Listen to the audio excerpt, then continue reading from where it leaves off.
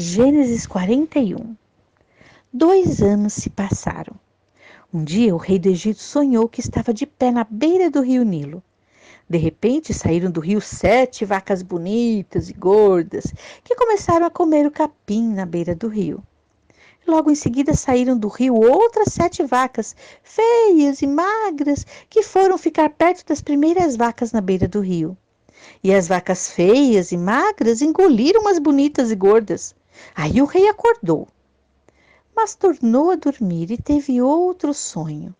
Desta vez ele viu 7 espigas de trigo que saíam do mesmo pé. Elas eram boas e cheias de grãos. Depois saíram 7 espigas secas e queimadas pelo vento quente do deserto. E elas engoliram as 7 espigas cheias e boas. O rei acordou. Tinha sido um sonho. De manhã ele estava muito preocupado e por isso mandou chamar todos os adivinhos e todos os sábios do reino do Egito. E contou os seus sonhos, mas nenhum dos sábios foi capaz de dar explicação. Então o chefe dos copeiros disse ao rei: chegou a hora de confessar um erro que eu cometi. Um dia o senhor ficou com raiva de mim e do chefe dos padeiros e nos mandou para a cadeia, lá na casa do capitão da guarda. Aí, certa noite, cada um de nós teve um sonho, e cada sonho queria dizer uma coisa. E lá na cadeia estava com a gente um moço hebreu que era escravo do capitão da guarda. Contamos a esse moço os nossos sonhos e ele explicou o que queriam dizer. E deu tudo certo. Exatamente como ele havia falado. Eu voltei para o meu serviço e o padeiro foi enforcado. Então o rei mandou chamar José e foram depressa tirá-lo da cadeia. Ele fez a barba, trocou de roupa e se apresentou ao rei. Então o rei disse: eu tive um sonho que ninguém conseguiu explicar. Eu ouvi dizer que você é capaz de explicar sonhos. Isso não depende de mim, respondeu José. É Deus quem vai dar uma resposta para o bem do senhor, ó rei. Aí o rei disse: eu sonhei que eu estava de pé na beira do rio Nilo. De repente, saíram do rio 7 vacas bonitas, gordas, que começaram a comer o capim da beira do rio. Depois saíram do rio outras 7 vacas, mas essas eram feias, magras. Em toda a minha vida eu nunca vi no Egito vaca tão feia como aquelas. E as vacas feias e magras engoliram as bonitas e gordas. Mas nem dava para notar isso porque elas continuavam tão feias como antes. Então eu acordei. Depois eu tive outro sonho. Eu vi 7 espigas de trigo boas e cheias de grãos, as quais saíam de um mesmo pé. Depois saíram 7 espigas secas e queimadas pelo vento quente do deserto, e elas engoliram as 7 espigas cheias e boas. Eu contei o sonho aos adivinhos, mas nenhum deles foi capaz de explicá-los. Então José disse ao rei: os 2 sonhos querem dizer a mesma coisa. Por meio deles, Deus está dizendo ao Senhor o que é que ele vai fazer. As 7 vacas bonitas são 7 anos, e as 7 espigas boas também são. Os 2 sonhos querem dizer uma coisa só. As 7 vacas magras e feias que saíram do rio depois das bonitas, e também as 7 espigas secas e queimadas pelo vento quente do deserto, são 7 anos em que vai faltar comida.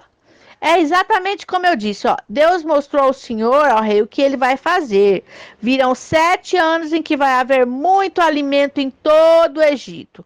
Depois virão 7 anos de fome.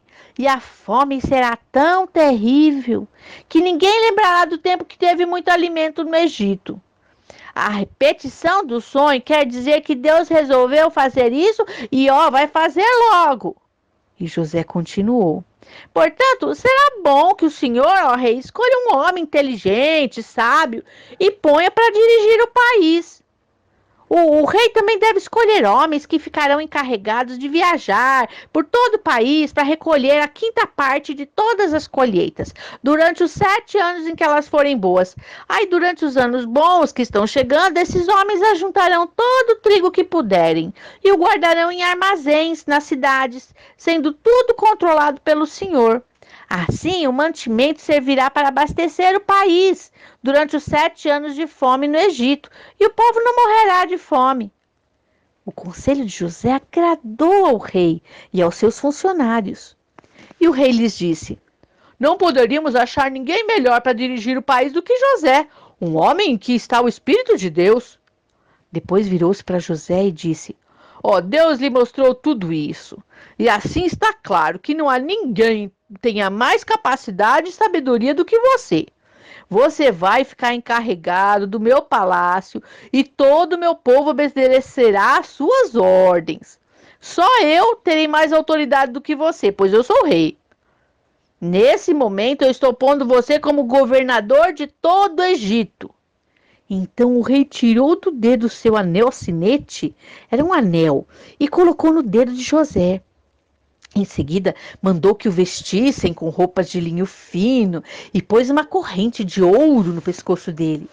Depois fez com que José subisse no carro reservado para a maior autoridade do Egito, depois do rei, e mandou que os seus homens fossem na frente dele, gritando: Abra um caminho! Assim José foi posto como governador de todo o Egito. O rei disse a José: Eu sou o rei, mas sem a minha licença ninguém poderá fazer nada em toda a terra do Egito. O rei pôs em José o nome de Zafenate Paneia e lhe deu como esposa Asenate, filha de Potífera, que era sacerdote da cidade de Heliópolis. José tinha 30 anos quando entrou para o serviço do rei do Egito. E ele saiu da presença do rei e viajou por todo o Egito.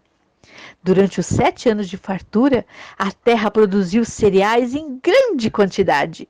E José ajuntou todos os cereais e os guardou em armazéns nas cidades, ficando em cada cidade os cereais colhidos nos campos vizinhos.